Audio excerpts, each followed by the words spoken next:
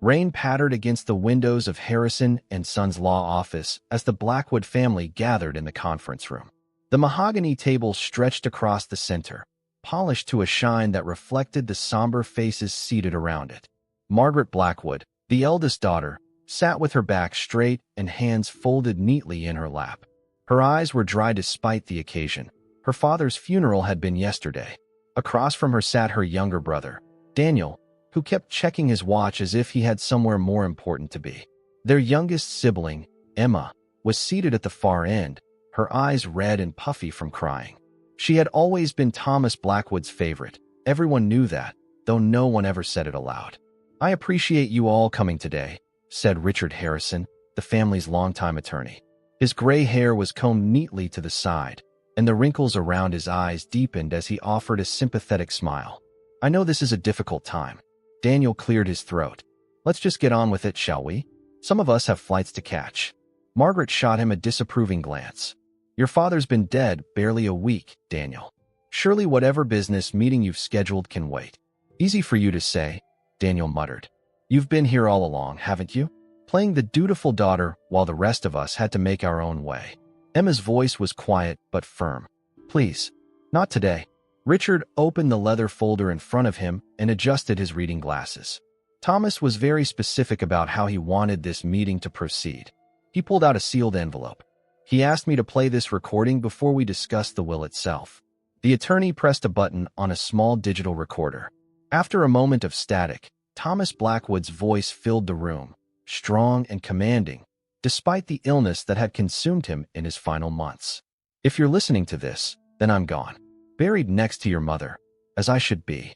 There was a pause, and they could hear him taking a labored breath. "I've had a lot of time to think about what matters in this life. I built Blackwood Industries from nothing, and I've watched it become something I hardly recognize anymore. But that's not what I regret." Margaret glanced at Daniel, whose jaw had tightened. "What I regret is watching my family fall apart." Margaret, always trying to prove herself. Daniel, running as far away as possible. And Emma, my sweet Emma, trying to keep peace while drowning herself. Another pause, longer this time. "I wasn't a perfect father. Far from it. But I'm hoping that what I'm about to do will give us all a second chance." Richard stopped the recording and looked up at the three siblings. "Your father revised his will 8 months ago, when his diagnosis became terminal." "Revised it how?" Daniel leaned forward, his earlier impatience suddenly replaced with intense focus. Richard removed several documents from his folder. Blackwood Industries, which is currently valued at approximately $87 million, will be placed in a family trust. Margaret's eyebrows shot up. "A trust? But I've been running the company for the past 5 years." "Dad promised." "Please let me finish, Margaret," Richard said gently. "The trust has very specific conditions. For any of you to receive your inheritance, all 3 of you must work together at Blackwood Industries for a period of 1 year." The silence in the room was deafening. Daniel was the first to break it with a harsh laugh. "You've got to be joking. I have my own company in Seattle. I'm not moving back to this godforsaken town to play happy families because Dad had some deathbed change of heart." "That's your choice," Richard replied evenly. "However, if any of you refuse to participate, the entire company will be sold, and the proceeds will go to the Blackwood Foundation." Emma looked bewildered. "What foundation?" "A charitable organization your father established shortly before his death. It focuses on providing educational opportunities for underprivileged children in the Boston area." Margaret's face had turned pale. "This is ridiculous. I've dedicated my life to this company. I've sacrificed everything, my marriage, time with my own children, because Dad said I was the only one he could trust to take over." "Well, apparently he changed his mind," Daniel said, a note of satisfaction in his voice.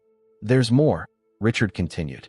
"Margaret will retain her position as CEO, but Daniel will serve as Chief Financial Officer and Emma as Head of Public Relations." Emma shook her head in disbelief. "But I'm a high school counselor. I don't know the first thing about PR." "Your father believed you have the right temperament for the role. He said, and I quote, 'Emma knows how to talk to people.' That's something her siblings never learned." Daniel stood up abruptly, pacing toward the window. The rain was coming down harder now, sheets of water obscuring the view of Boston Harbor. "This is blackmail. Pure and simple." "It's his final wish," Richard corrected. and legal blackmail, if you want to call it that. I advised him against it, but Thomas was determined. Margaret's voice was tight with controlled anger. And if we agree to this charade, after the year is up, assuming all conditions are met, Margaret will receive 40% of the company's shares, while Daniel and Emma will each receive 30%. If the company is sold at that point, you would divide the proceeds accordingly. Emma's fingers nervously twisted the silver bracelet on her wrist, a 16th birthday gift from their mother before cancer took her. When would this year start? Your father specified 2 weeks from today. That would give Daniel and Emma time to make arrangements. Daniel turned from the window, his expression thunderous. 2 weeks. It's not possible. I have contracts, obligations. Then I guess you don't want your share, Margaret cut in. Which is fine by me. Emma and I can handle it ourselves. That's not how it works, Richard interjected. All 3 of you must participate, or the entire inheritance is forfeited.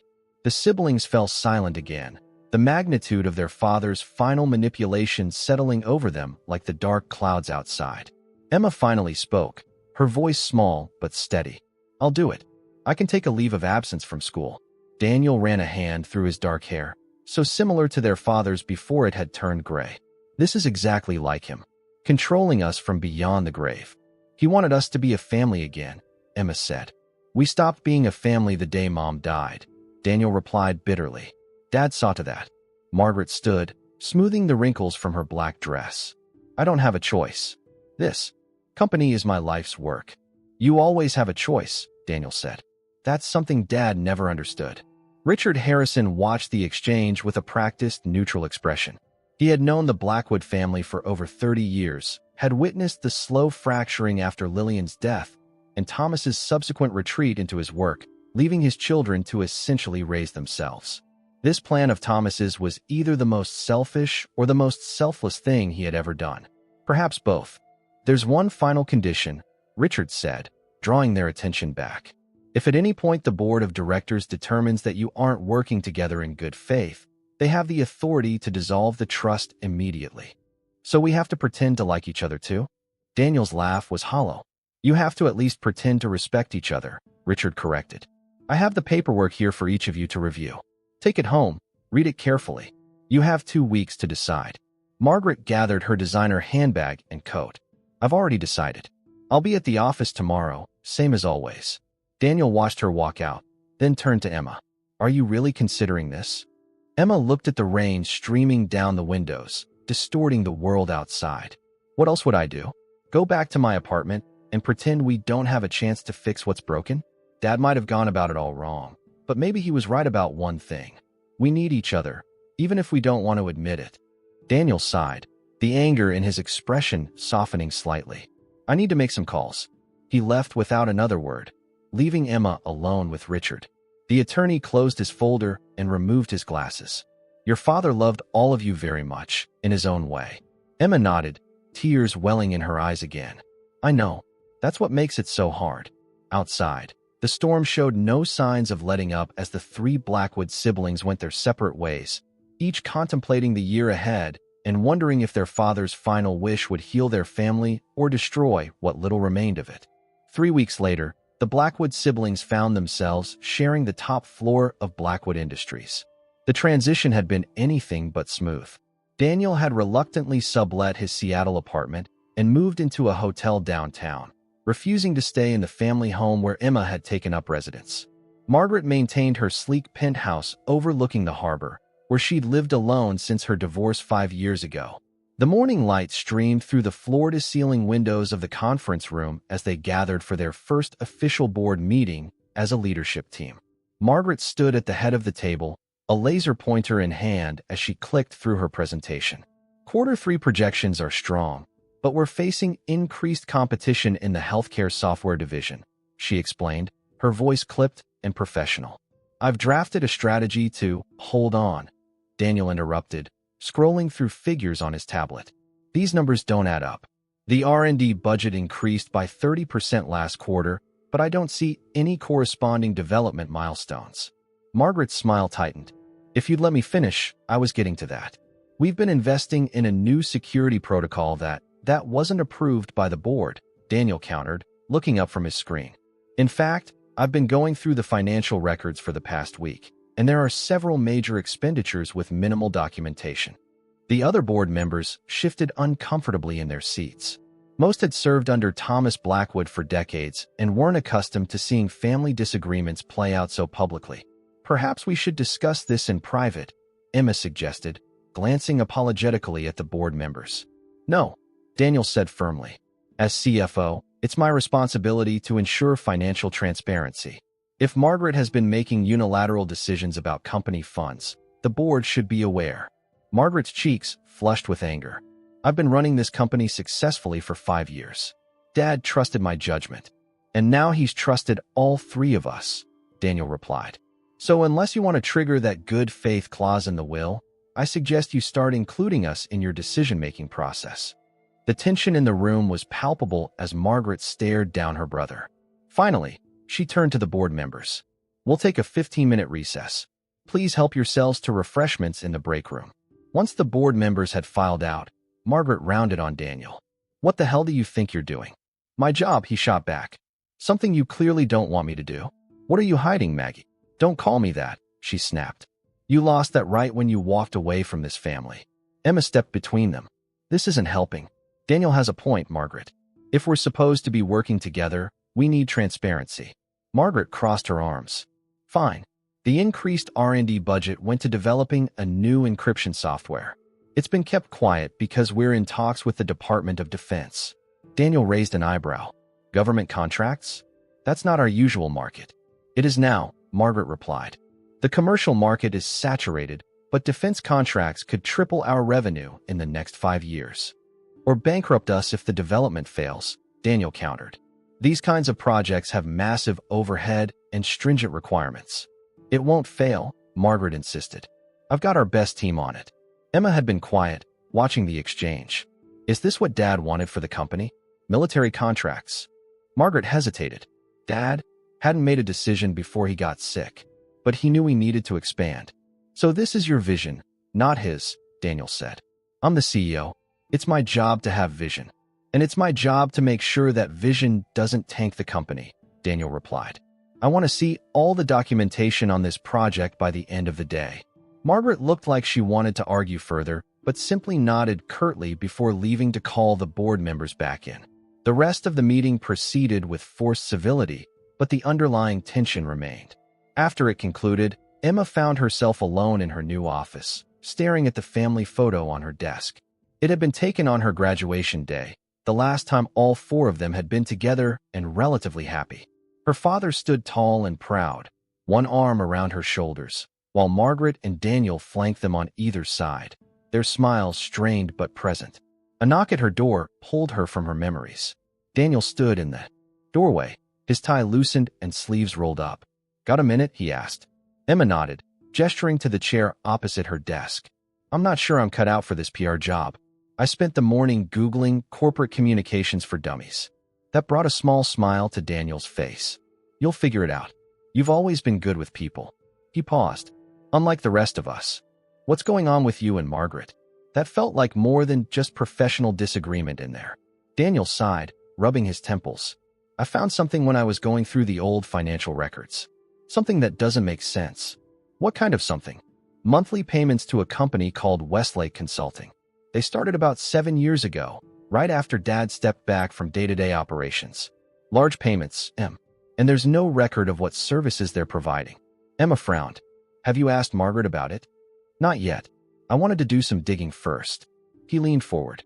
Westlake doesn't seem to exist, at least not as a legitimate business. It's registered in the Cayman Islands, and the trail goes cold there. You think Margaret is embezzling? Emma looked shocked. I don't know what to think. But Dad always taught us to follow the money. Daniel hesitated. I need your help. Margaret won't talk to me, but she might open up to you. Emma shook her head. I don't want to spy on our sister. It's not spying. It's finding out the truth. Daniel's expression hardened. If there's something shady going on, we deserve to know. Before Emma could respond, her phone buzzed with a text message. She glanced down and frowned. It's from Richard Harrison. He wants to meet with me. Just me, not all of us. When? Tonight. At his home, not the office. Emma looked up, confused. Why would he want to meet privately? Daniel shrugged. Maybe there's something in the will he didn't tell all of us. I thought everything was disclosed at the reading. Maybe not everything. Daniel stood up. Let me know what he says. That evening, Emma drove to Richard Harrison's colonial-style home in Brookline. The elegant brick house sat back from the street, surrounded by mature oak trees just beginning to show their fall colors. Richard's wife, Carol, greeted her at the door and led her to the study where Richard was waiting. Emma, thank you for coming, the elderly attorney said, rising from his leather chair. Can I offer you anything? Tea, perhaps? No, thank you, Emma replied, taking a seat. Your message sounded urgent. Richard nodded, his expression grave. What I'm about to share with you. Your father made me promise I would only reveal it if absolutely necessary. Recent events at Blackwood Industries suggest that time has come. Emma felt a chill despite the warmth of the study. What are you talking about? Richard opened his desk drawer and removed a sealed envelope. Thomas left this with me 15 years ago, shortly after your mother died. He said if anything ever happened to him under questionable circumstances, I was to give this to the child he trusted most. Questionable circumstances? Dad died of cancer. Yes, Richard agreed. But the turmoil your father anticipated might still come to pass, just in a different form. He handed her the envelope. He wanted you to have this now. Emma stared at the yellowed envelope, her father's familiar handwriting spelling out her name across the front. With trembling fingers, she broke the seal and pulled out several pages of handwritten notes along with what appeared to be financial records. I don't understand, she said, scanning the documents. What is this? Your father discovered something the year your mother died, Richard explained. Something he believed might destroy the company and your family if it became public. Emma's eyes widened as she continued reading. The documents detailed a massive payment to a company called Westlake Consulting, dated 15 years ago. Her heart raced as she made the connection to what Daniel had found. This says the payment was to cover up a faulty algorithm in our medical software, she said, her voice barely above a whisper. An algorithm that may have caused patient deaths. Richard nodded solemnly. The Blackwood Industries medical diagnostic program had a critical error that went undetected for months. When your father discovered it, the software had already been implemented in dozens of hospitals nationwide. But there was never any scandal, any lawsuits, Emma said, struggling to process this revelation. Because your father made it go away, Richard replied. He paid to have the problem quietly fixed and compensated the affected families through Westlake. It was all done under strict confidentiality agreements. Emma felt sick. Are you telling me my father covered up medical malpractice? That people died because of our software, and he just paid to make it disappear? He believed he was protecting the company, protecting all of you. Richard's voice was gentle but firm. Thomas was not a perfect man, Emma. He made a terrible choice during the darkest period of his life, right after losing Lillian. But he carried that guilt every day afterward. And the payments Daniel found? Emma asked, connecting the dots. The ones still going out. Ongoing compensation to the families, I believe. Your father set it up as a long-term arrangement. Richard leaned forward. Emma, he chose you to receive this information because he believed you would know what to do with it. Whether that means bringing it to light or continuing to protect the family legacy, that's a decision only you can make. Emma stared at the documents in her hands, the weight of her father's secret pressing down on her. Does Margaret know about this? I don't believe so. Thomas handled it personally, with as few people involved as possible. Then why are the payments still going out? Who's managing them now that Dad's gone? Richard shook his head. That I don't know. Your father kept me informed of the original situation for legal reasons, but the ongoing arrangements were handled elsewhere. Emma carefully placed the documents back in the envelope, her mind racing. I need time to think about this. Of course, Richard said. But Emma, be careful who you trust with this information. Even family. As she drove home through the quiet Boston streets, Emma felt as though the foundation of her world had shifted. The father she had idolized, the company she had just agreed to help run, the siblings she was trying to reconnect with. Everything looked different now in the harsh light of this revelation. The family home was dark when she arrived, except for a single light burning in what had been her father's study. Emma made her way there, clutching the envelope like a time bomb. She needed to decide what to do with her father's secret, knowing that whatever choice she made would change her family forever. The Blackwood family home stood on 2 acres of prime real estate in Newton, a sprawling colonial revival that had been in the family for 3 generations. Emma had been staying there alone since the reading of the will, finding comfort in the familiar surroundings despite the echoing emptiness of the large house. She sat in her father's study until well past midnight, documents spread across his mahogany desk as she tried to make sense of what Richard had revealed. The grandfather clock in the hallway chimed 1 in the morning when she heard the front door open and close. Footsteps echoed through the foyer, too heavy to be a burglar trying to remain undetected. "Emma," Margaret's voice called out. "Your car's outside. Are you still up?" Emma hastily gathered the documents and slipped them into a drawer before her sister appeared in the doorway. Margaret looked exhausted, her normally immaculate appearance slightly disheveled, blazer draped over one arm. "What are you doing here so late?" Emma asked. Margaret sank into the leather chair opposite the desk. "I could ask you the same thing. Working in Dad's study at 1 in the morning doesn't seem like typical PR preparation. I was just reminiscing, I guess, looking through some of his old things." Margaret nodded, glancing around the room. "I haven't been in here since the funeral. It still smells like him. Those awful cigars he'd smoke when he thought no one was paying attention." A small smile crossed Emma's face. Mom always knew. She said she could smell it on his clothes even when he smoked them outside. The sisters sat in companionable silence for a moment, both lost in memories of their parents. It was the first time since the will reading that they'd been alone together without the tension of the office situation hanging over them. "I'm sorry about the board meeting," Margaret finally said. "Daniel just knows exactly how to push my buttons." "He's worried," Emma replied carefully, "about some financial discrepancies he's found." Margaret stiffened slightly. "What discrepancies?" "Monthly payments to a company called Westlake Consulting. He says there's no record of what services they provide." Even in the dim light of the study, Emma could see her sister's face pale. "He told you about that? So you do know about it," Emma said, watching Margaret closely. Margaret stood up and walked to the window, staring out at the dark garden. "It's complicated. I met with Richard Harrison tonight," Emma said, deciding to push forward. "He gave me something Dad left for me. Something about Westlake." Margaret whirled around, her expression a mixture of shock and fear. "What did he tell you?" "Everything." Emma opened the drawer and pulled out the envelope. About the software glitch, the patient deaths, the cover-up. Dad's entire dark secret. Margaret seemed to deflate, sinking back into the chair and covering her face with her hands. "You weren't supposed to know. None of you were ever supposed to know.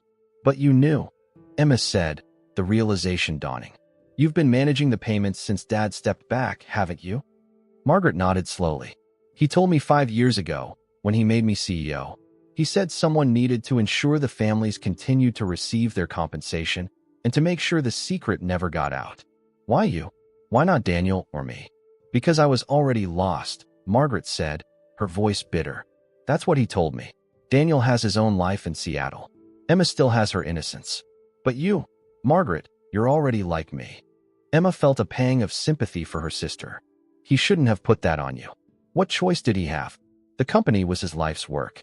If the truth had come out, it would have destroyed everything." Margaret looked directly at Emma. "It still would. These families deserve justice," Emma argued. "Not hush money. And what about the thousands of employees who depend on Blackwood Industries for their livelihoods? What about all the good our medical software has done since then? One terrible mistake shouldn't erase all of that." Emma shook her head. "I don't know if I can live with this secret." "You have to," Margaret insisted. "We all do now. That's what Dad wanted, for us to protect the family legacy together. Is that why he forced us to work together for a year? So we'd all be complicit?" Margaret looked away. "I don't know. Maybe. Or maybe he genuinely wanted us to be a family again. Some legacy," Emma muttered, "built on lies and blood money." "It's more complicated than that," Margaret began, but was interrupted by the sound of the front door opening again.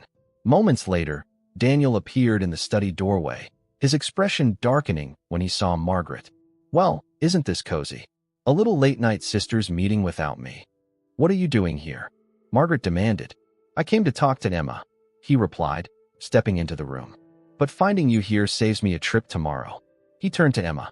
"Did you ask her about Westlake?" Emma nodded, glancing at Margaret, who had gone rigid in her chair. "And?" Daniel prompted. It's not what you think, Margaret said, her voice tight. It's a legitimate business expense. Daniel laughed humorlessly. Really? Because I spent all day digging, and do you know what I found? Nothing. Westlake Consulting doesn't exist, at least not as a real company. Daniel. Emma started, but he cut her off. No, I want to hear what kind of story she's going to spin. His eyes narrowed at Margaret. Are you embezzling Maggie? Is that what this is? Following in Dad's footsteps by treating the company like your personal bank account. You don't know what you're talking about, Margaret snapped. Then enlighten me, Daniel challenged. Because from where I'm standing, you've been siphoning off millions into a shell company for years. Emma stood up. Stop it, both of you. This isn't getting us anywhere. She knows, Margaret said to Daniel, gesturing toward Emma. Richard gave her Dad's letter tonight. She knows everything. Daniel's brow furrowed in confusion. What letter? What are you talking about? Emma retrieved the envelope from the desk and handed it to her brother. Dad left this with Richard 15 years ago. It explains what Westlake really is. Daniel scanned the documents, his expression shifting from confusion to shock to horror as he absorbed their contents. When he looked up, his face was ashen. This can't be true. It is, Margaret said quietly. I've been managing the arrangements since Dad stepped down. Daniel slammed the papers down on the desk. All these years, I idolized him. Even when I was angry at him for his absence after Mom died, I never stopped believing he was a good man. A man of integrity. He made a terrible mistake, Emma said. People died because of it. But he tried to make it right in the only way he knew how. By throwing money at it. Daniel's voice rose. By covering it up instead of taking responsibility? That's not making it right. That's saving his own skin. He was protecting the company, Margaret insisted.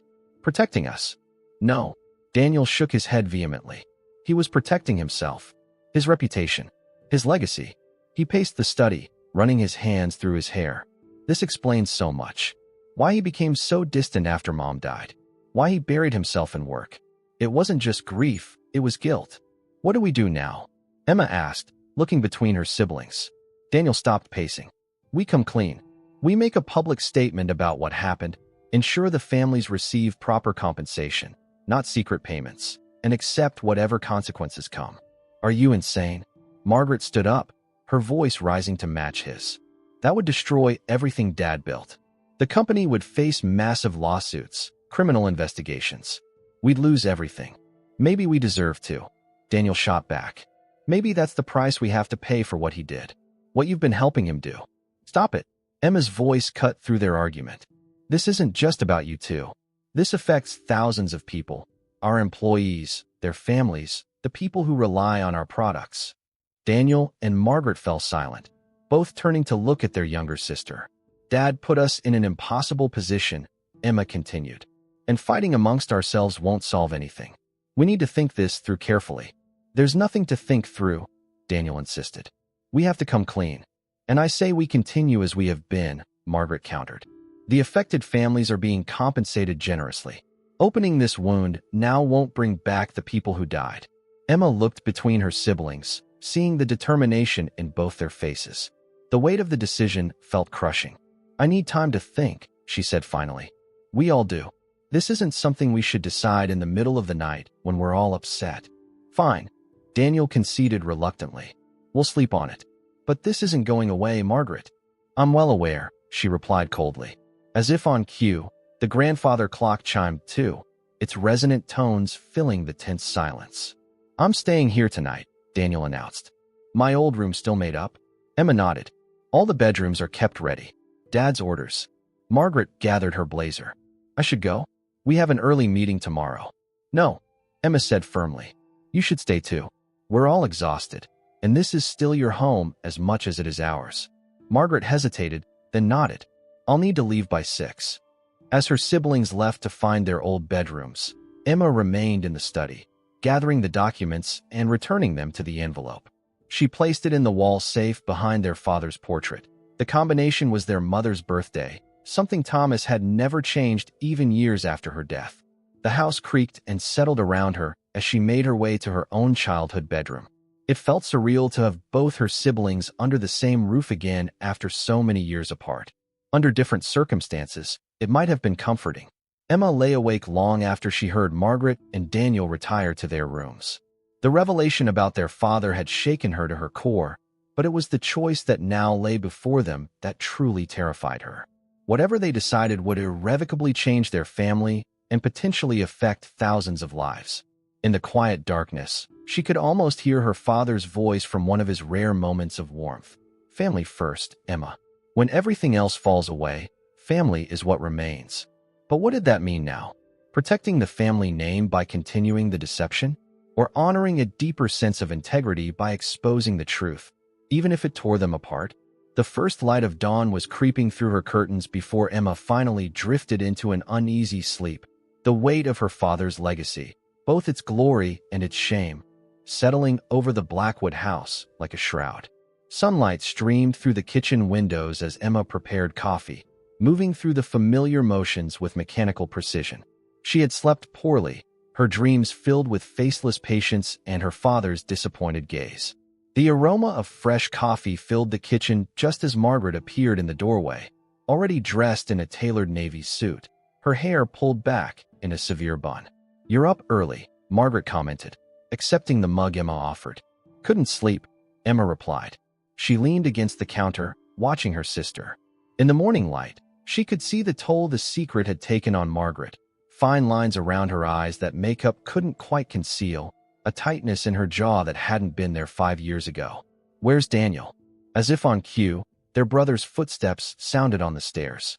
He appeared in the kitchen doorway moments later, his expression guarded. Unlike Margaret, he hadn't bothered changing into fresh clothes, still wearing yesterday's rumpled shirt and slacks. "We need to talk," he said without preamble. Margaret checked her watch. "I have a meeting at 8. Cancel it," Daniel cut in. "This can't wait." For once, Margaret didn't argue. She pulled out her phone, typed a brief message, then set it aside. "Fine, let's talk." They moved to the sunroom at the back of the house, a bright space overlooking the garden where their mother had once tended her prized roses. None of them sat. "I've been thinking all night," Daniel began, "and I stand by what I said. We need to come clean about what happened." Margaret crossed her arms. "And I stand by my position. Revealing this now would be disastrous for everyone involved." "So what do we do?" Emma asked, looking between them. "We're at an impasse." Daniel paced the length of the sunroom. "Not necessarily. Dad's will requires all 3 of us to work together for a year, but it doesn't specify what happens after that. Once we get our shares, we can each do what we think is right." "Meaning you'll immediately go public with this," Margaret said bitterly. "Maybe. Or maybe I'll have a better understanding of the situation by then."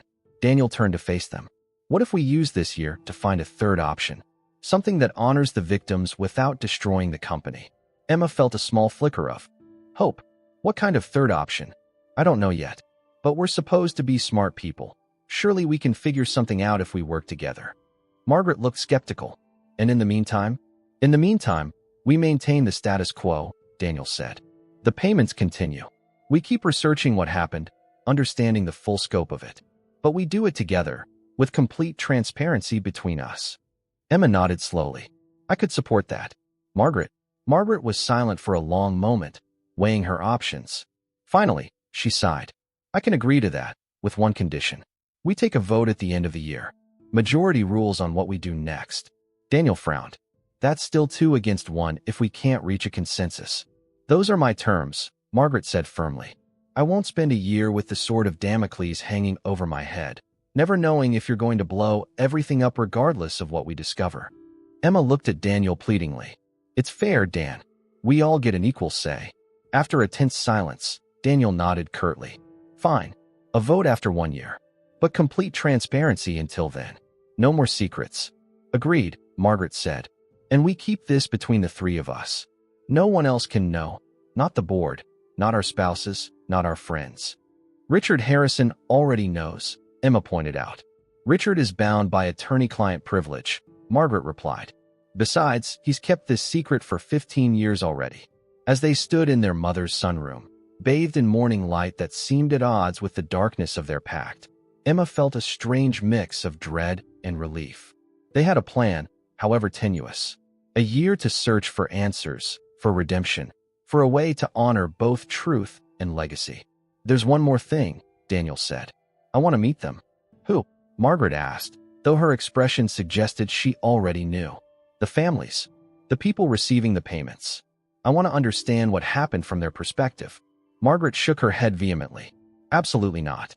The confidentiality agreements are airtight for a reason. Making contact could jeopardize everything. I'm not suggesting we reveal our identities, Daniel argued. But there must be a way to learn more about them, to understand the human cost of what happened. It's too risky, Margaret insisted. Emma, who had been quiet, finally spoke. I think Daniel's right. If we're going to make an informed decision, we need to understand the full impact of what Dad did, both the cover-up and the compensation. She turned to her sister. You've been managing these payments for years, Margaret. Don't you ever wonder about the people receiving them? Something flashed across Margaret's face, a brief glimpse of vulnerability quickly masked. Of course I do, she said softly. But wondering is safer than knowing.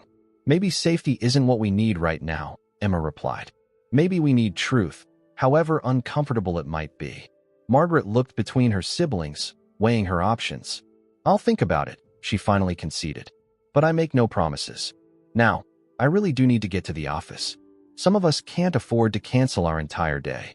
After Margaret left, Emma and Daniel remained in the sunroom, the weight of their agreement settling around them. Do you think this can work? Emma asked. The three of us investigating this together? Daniel gazed out at the neglected garden. I don't know, but it's the best chance we have of finding a solution we can all live with. And if we can't? He turned to look at her, his expression solemn. Then we vote, like Margaret said, and we accept the outcome, whatever it is. Emma nodded, hoping her brother's words would prove true when the time came. Because despite their agreement, she couldn't shake the feeling that this fragile truce between them would face challenges none of them could anticipate. Later that day, they reconvened at Blackwood Industries, projecting a united front that belied the tensions simmering beneath the surface. If the board members noticed anything amiss, they didn't comment. Years of navigating corporate politics had taught them when to look away. In her new office, Emma stared at the family photo on her desk with fresh eyes. Her father's proud smile now seemed tinged with sadness, the weight of his secret evident in the slight slump of his shoulders that she'd never noticed before. Had she been blind, or simply unwilling to see? Perhaps both. Her phone buzzed with a text from Daniel. Em agreed to share the Westlake files. Meeting in her office at 6. Progress, however small. Emma replied with a thumbs-up emoji, then turned her attention to the PR strategy document on her screen. She had a company to help run, a legacy to protect, or perhaps to redefine.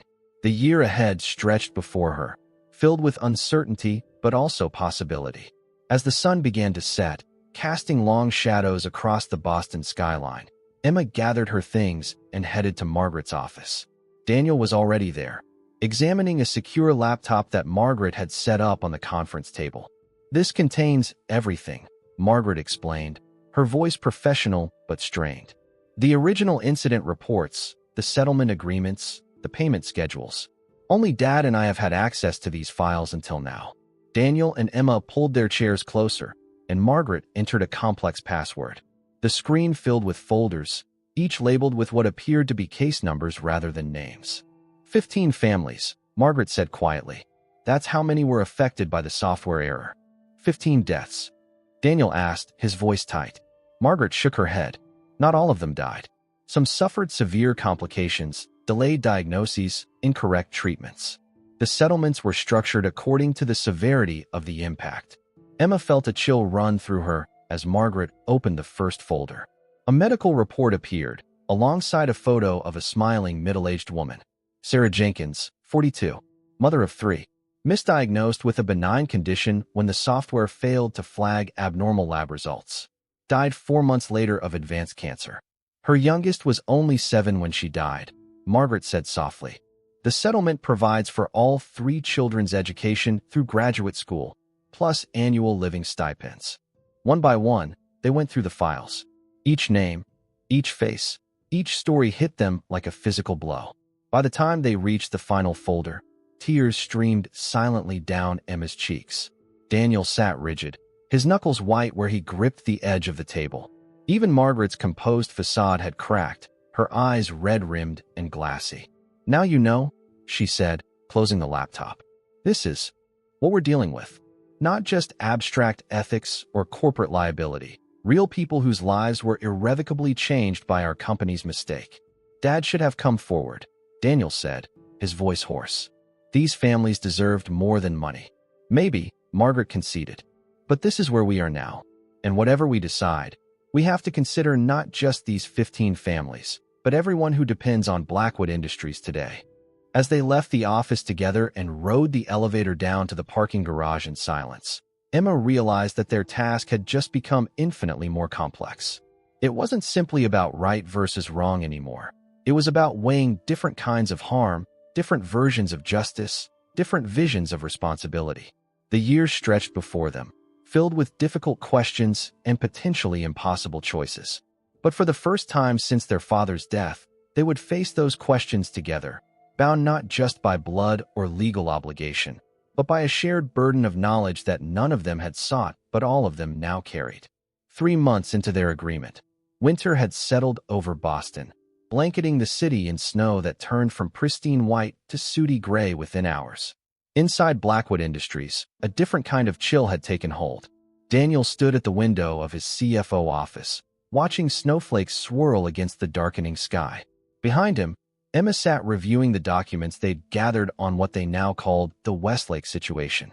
Something doesn't add up, Daniel said, turning back to his desk. The timeline in Dad's letter doesn't match what's in these incident reports. Emma looked up from her tablet. What do you mean? Dad claimed he discovered the software glitch shortly after Mom died. But according to these reports, the first case happened 6 months before her diagnosis. Emma frowned. Maybe he didn't connect the dots right away? Or maybe he knew earlier than he admitted, Daniel said grimly. Which would mean. A sharp knock interrupted them as Margaret entered without waiting for a response. She closed the door firmly behind her, her expression tense. We have a problem, she announced. The Department of Defense is sending a team to audit our security protocols next week. It's supposedly routine, but the timing feels suspicious. Daniel straightened. What do you mean, suspicious? 3 months ago, you start digging into our finances, specifically the Westlake payments. Now suddenly the DoD wants a deep dive into our systems. Margaret shook her head. It feels connected. That's paranoid, Daniel scoffed. No one knows what we're investigating. Someone might, Emma said quietly, drawing her siblings' attention. I found something this morning on Dad's personal server. Emails between him and someone called Sentinel. They reference Westlake and something called Operation Cleanup. Why didn't you tell us immediately? Margaret demanded. I just found it an hour ago, and I wanted to understand what I was looking at first. Emma pulled up the emails on her tablet. They're heavily encrypted, and I've only decoded a few, but from what I can tell, Dad wasn't working alone on the cover-up. Daniel took the tablet, scanning the fragments of decoded text. Who's Sentinel? I don't know, Emma admitted. But whoever it is, they helped orchestrate the whole thing. The settlements, the confidentiality agreements, the ongoing payments. Margaret sank into a chair, her normally perfect posture faltering. All these years, I thought I was the only one Dad trusted with this. But he had someone else all along. Someone with significant resources, Daniel added, still reading. This suggests government involvement, which would explain the DoD audit, Emma concluded. If someone there realizes we're digging into Operation Cleanup, they might be checking what we know. The 3 siblings exchanged worried glances, the implications settling over them like a physical weight. We need to pause our investigation, Margaret said firmly. Just until the audit is over. No way, Daniel objected. If anything, this makes it more urgent. If the government was involved in covering up deaths caused by our software, then we're dealing with something much bigger than we realized, Margaret cut in. Something potentially dangerous. All the more reason to get to the truth, Daniel insisted. Emma held up her hands. Both of you have valid points. But right now, we need to focus on getting through this audit without raising suspicions. Then we can decide our next move. After a tense discussion, they agreed to temporarily secure all their Westlake research and proceed with caution. Margaret would handle the DoD audit team, while Daniel and Emma would continue decoding the encrypted emails quietly. The week that followed passed in a haze of stress and sleepless nights. The DoD team, 3 stern-faced men and a sharp-eyed woman, combed through Blackwood's security systems with unsettling thoroughness. Margaret maintained her professional composure, but the strain showed in the tight set of her shoulders and the shadows under her eyes. On the audit's final day, Emma was working late in her office when her computer screen suddenly went black. Before she could react, it flickered back to life, displaying a message that turned her blood cold. Stop looking into Sentinel. Westlake is closed. Final warning. The message vanished as quickly as it had appeared. Emma sat frozen, her heart pounding. After several minutes, she reached for her phone with trembling fingers and sent a group text to her siblings. My office. Now. Emergency. Within minutes, they were huddled together, the door locked as Emma recounted what she'd seen.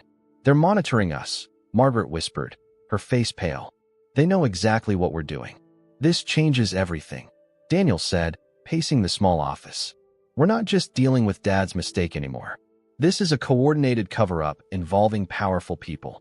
People who can hack into our secure network like it's nothing, Emma added. People who are watching us right now. The revelation of outside surveillance cast a new shadow over their investigation.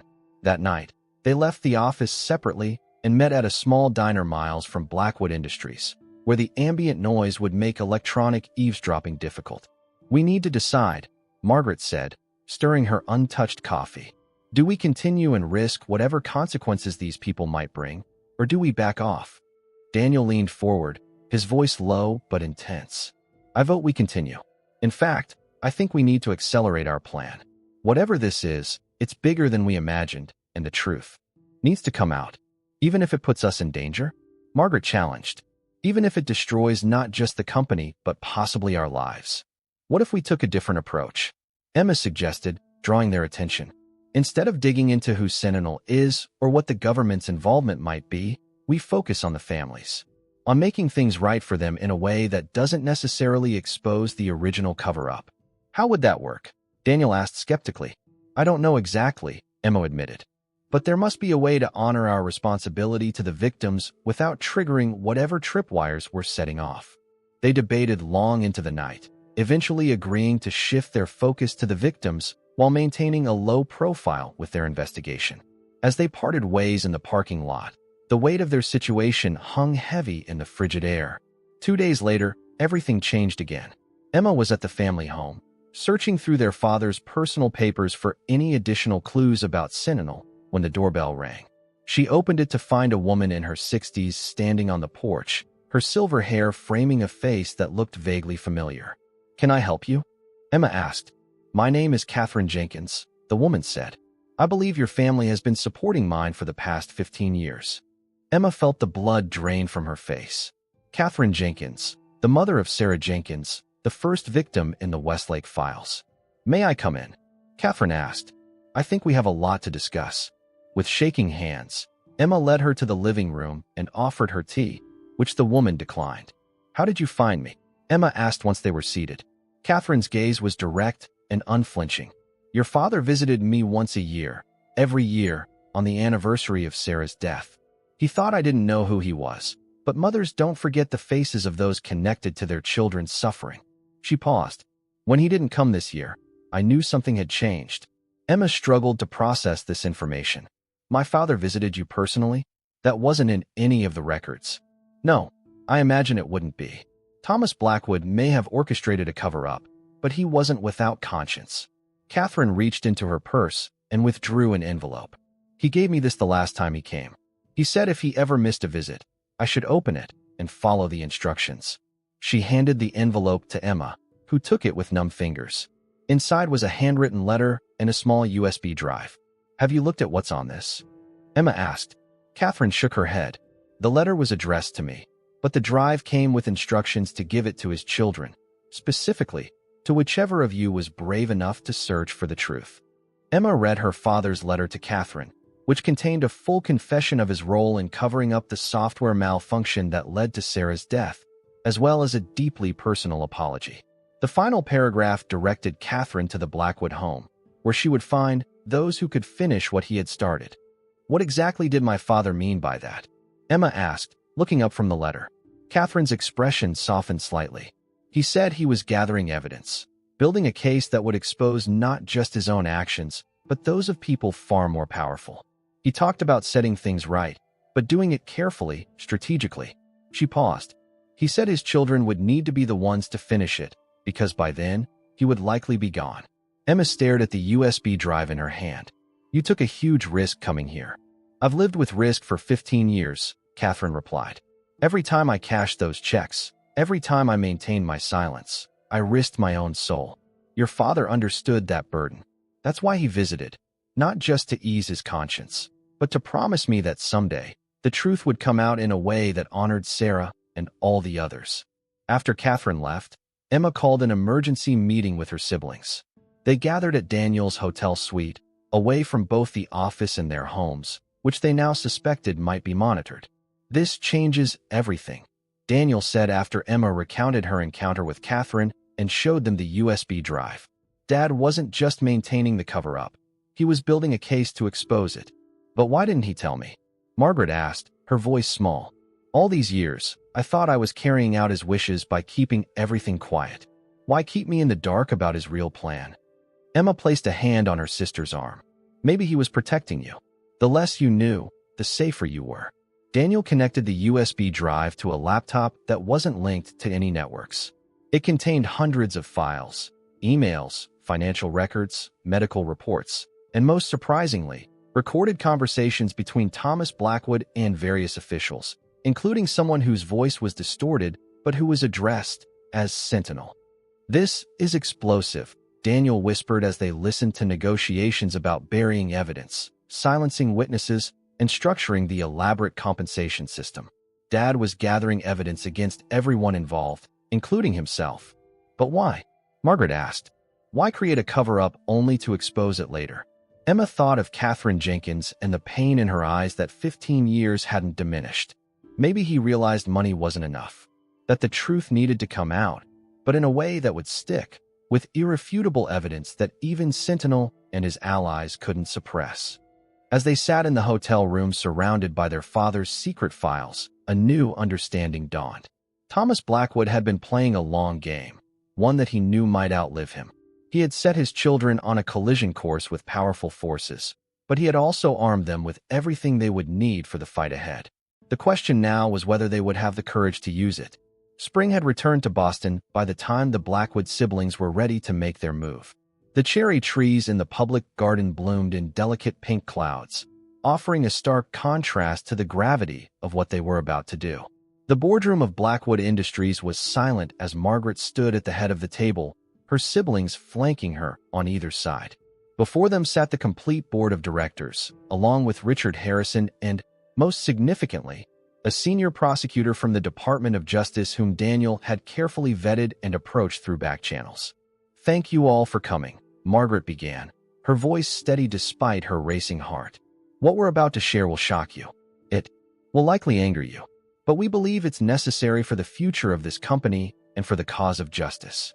Over the next hour, the Blackwood siblings laid out the story, the software malfunction 15 years ago, their father's initial cover-up, and most crucially, his years-long plan to gather evidence against those who had pressured him into hiding the truth.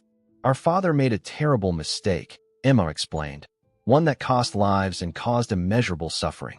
But he also spent years documenting every aspect of that mistake and the government officials who facilitated and expanded the cover-up. Daniel took over, directing everyone's attention to the screens where carefully selected documents and recordings were displayed. Thomas Blackwood wasn't just CEO of this company. He was also an informal consultant to several government agencies developing their own versions of our diagnostic software. When the glitch was discovered, certain officials, especially this man, whom we now know was Assistant Secretary of Defense William Mercer, saw an opportunity. The recording played, the distorted voice now restored to its original state, revealing Mercer's cold calculation. If word gets out that your algorithm failed, Thomas, it won't just be Blackwood Industries that suffers. The DoD has already implemented similar systems in military hospitals worldwide. Think of the liability, the international incidents. This needs to disappear. As the evidence unfolded, the board members' expressions shifted from disbelief to shock to outrage. The DOJ prosecutor took notes continuously, occasionally asking clarifying questions, but otherwise remaining professionally impassive. We've spent the past 6 months verifying every piece of information on that drive, Margaret continued. Consulting with experts, tracking down witnesses, building an airtight case that protects the company as much as possible while exposing those truly responsible for extending and exploiting the cover-up. And the families? One board member asked. The victims? Emma stepped forward. We've been in contact with all 15 families. They've agreed to a new, transparent settlement that acknowledges the company's responsibility and includes a public apology. Most importantly, they'll finally have the truth about what happened to their loved ones. Richard Harrison, who had remained silent throughout the presentation, finally spoke. I advised Thomas against his original decision 15 years ago. I'm glad to see his children have found a way to make things right. The DOJ prosecutor closed her notebook. Based on what you've presented, we're prepared to open a formal investigation into William Mercer and the other officials implicated in these recordings. As for Blackwood Industries' liability, she paused, choosing her words carefully. Your father's evidence, along with your proactive approach to disclosure, puts the company in a significantly better position than it might otherwise be. We'll need your full cooperation moving forward. You'll have it, the three siblings said almost in unison.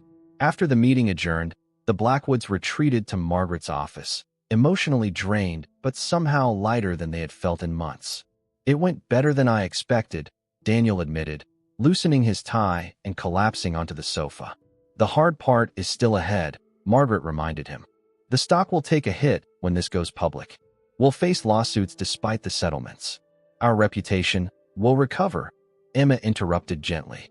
Because we did the right thing, even if it took us a while to get there. Margaret smiled faintly. Dad would be proud, not of what he did, but of how we fixed it. Daniel was quiet for a moment. Do you think he knew? That Mercer would be exposed, that we'd find a way to protect the company while telling the truth. I think he hoped, Emma replied. I think that's why he brought us back together. Not just to save the company, but because he knew it would take all three of us, Margaret's leadership, your financial acumen, my people skills, to navigate this without destroying everything he built. The next few months unfolded in a whirlwind of legal proceedings, press statements, and corporate restructuring. As expected, Blackwood Industries' stock plummeted initially, but stabilized faster than analysts predicted once the full story emerged. William Mercer and 2 other former defense officials were indicted on multiple charges. The medical technology community, after the initial shock, largely commended Blackwood's transparency and commitment to making amends. Most meaningful to the siblings were the meetings with the victims' families. In a private ceremony held at a Boston hotel, Margaret, Daniel, and Emma personally apologized to each family, presenting them not just with financial compensation, but with the truth they had been denied for so long. Catherine Jenkins approached them afterward, her eyes damp, but her expression peaceful. Thomas visited me the day before he went into hospice, she revealed. He said his greatest regret wasn't covering up what happened to Sarah. It was letting fear keep him from being the father his children deserved. He said he'd set things in motion to give you a second chance at being a family. The year required by their fathers will pass, and on a clear autumn day much like the one when they had first gathered to hear the will's terms, the Blackwood siblings met once more in Richard Harrison's office. Well, Richard said, smiling for perhaps the first time since they'd known him, you fulfilled the conditions. Blackwood Industries has not only survived but, rather remarkably, begun to thrive again. The shares are yours to divide as specified. He slid the documents across the table. Margaret 40%, Daniel and Emma 30% each. Daniel studied the papers, then looked up at his sisters. I've been thinking. The three of us make a pretty good team. Margaret arched an eyebrow. Are you suggesting you might stay? What about your company in Seattle? I sold it last week, Daniel replied with a small shrug. Turns out I like being CFO of a company with actual principles. Emma grinned. So no vote needed on whether to continue working together? I think we've moved beyond needing formal votes, Margaret said, her usual briskness softened by genuine warmth. Though I reserve the right to veto any of Daniel's more outlandish proposals. Speaking of proposals, Emma interjected, I have one. I think we should use part of our inheritance to establish a foundation, not Dad's foundation, but a new one, focused on ethics and medical technology and supporting the education of young people interested in that field. The Lillian. Blackwood Foundation, Daniel suggested. Named for Mom. Margaret nodded slowly. She always said that healing was a responsibility, not just a profession. I think she'd approve. Richard watched the exchange with a satisfied expression. Thomas would be pleased to see this outcome, particularly the part where you're all still speaking to each other. As they left the law office together, the city spread out before them, leaves turning gold and scarlet against the blue autumn sky. The weight they had carried for so long, their father's secret, their own uncertainty, the fractures in their relationships, felt lighter somehow. Not gone entirely, but transformed into something they could carry together. Dinner at the house, Emma suggested as they reached the street. I found an old recipe book of Mom's in the kitchen. I thought we could try her pot roast. Only if Daniel does the dishes, Margaret replied with a hint of her old authority. Daniel laughed. Some things never change. Then, more seriously, but some things do. For the better. Later that evening, in the warmth of the family kitchen that had stood empty for too long, the three siblings moved around each other with a new ease, passing ingredients, sharing stories, occasionally disagreeing, but no longer with the barbed edges of the past. Outside, night fell over Boston, and lights came on in windows across the city, each one representing another family with its own complexities, its own secrets, its own possibilities for redemption. On the mantel in the living room, Thomas Blackwood's portrait still hung, but it was now flanked by newer photos. Of Margaret accepting an industry ethics award on behalf of the company, of Daniel breaking ground on the new research facility, of Emma with the first recipients of the Lillian Blackwood Scholarship. The inheritance their father had left them turned out to be more complicated and valuable than any of them had imagined on that rainy day when they first heard the will's unusual terms. Beyond the company's shares and financial assets, he had given them the chance to confront the past, to right old wrongs, and most importantly, to rediscover each other. As they gathered around the dining table that had sat empty for so many years, Emma raised her glass. To Mom and Dad, she said, for everything they gave us, including the difficult parts. To starting over, Daniel added. Margaret completed the toast with a simple truth that had taken them all too long to understand. To family. The one thing worth fighting for. Their glasses clinked in the soft light, and for the first time in 15 years, the Blackwood house felt like a home again.